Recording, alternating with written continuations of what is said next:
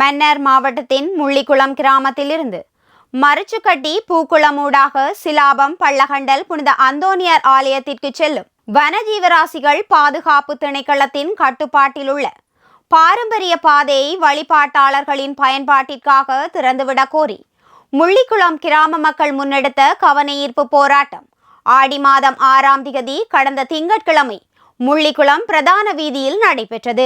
மன்னார் மாவட்டம் மற்றும் வடக்கு மாகாணத்தின் பல பகுதிகளையும் சேர்ந்த கத்தோலிக்க மக்கள் நீண்ட காலமாக இப்பாதையூடாக பள்ளகண்டல் புனித அந்தோனியார் ஆலய வருடாந்த திருவிழாவில் பங்கேற்று வரும் நிலையில் தற்போது முள்ளிக்குளத்திலிருந்து மரிச்சுக்கட்டி பூக்குளம் வழியாக ஆலயத்திற்கு செல்ல வனஜீவராசிகள் பாதுகாப்பு திணைக்களம் அனுமதி மறுத்துள்ளதாக தெரிவிக்கப்பட்டுள்ளது. இதனால் எதிர்வரும் 12ஆம் திகதி நடைபெறவுள்ள திருவிழாவை முன்னிட்டு குறைந்தபட்சம் திருவிழா நிறைவடையும் வரை இப்பிரதான பாதையை திறந்து வழிபாட்டாளர்கள் பயன்படுத்த அனுமதி வழங்குமாறு போராட்டத்தில் ஈடுபட்டவர்கள் வலியுறுத்தினர்.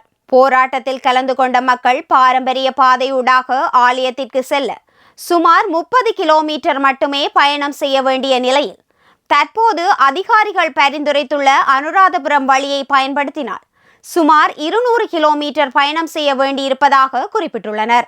இப்போராட்டத்தில் முள்ளிக்குளம் பங்குத்தந்தை அருட்தந்தை டெரன்ஸ் குலாஸ், மன்னார் சமூக பொருளாதார மேம்பாட்டிற்கான நிறுவனத்தின் பணிப்பாளர் ஜாட்சன் பிஹிராடோ, நிறுவனத்தின் பணியாளர்கள், மனித உரிமை செயற்பாட்டாளர்கள் மற்றும் பொதுமக்கள் பலர் கலந்து கொண்டனர். பள்ளகண்டல் புனித அந்தோனியார் ஆலய வருடாந்த திருவிழா ஆயத்த வழிபாடுகள் ஆடி மாதம் 8ஆம் திகதி கொடியேற்றத்துடன் ஆரம்பமாகி நடைபெற்று வரும் நிலையில் 12ஆம் திகதி ஞாயிற்றுக்கிழமை நாளைய தினம் திருவிழா நடைபெறவுள்ளதுடன் கடந்த ஆண்டுகளில் பக்தர்கள் எவ்வித அசௌகரியமும் இன்றி இந்த பாதையூடாக ஆலயத்திற்கு சென்று திருவிழாவில் பங்கேற்றமையும் இங்கு குறிப்பிடத்தக்கது.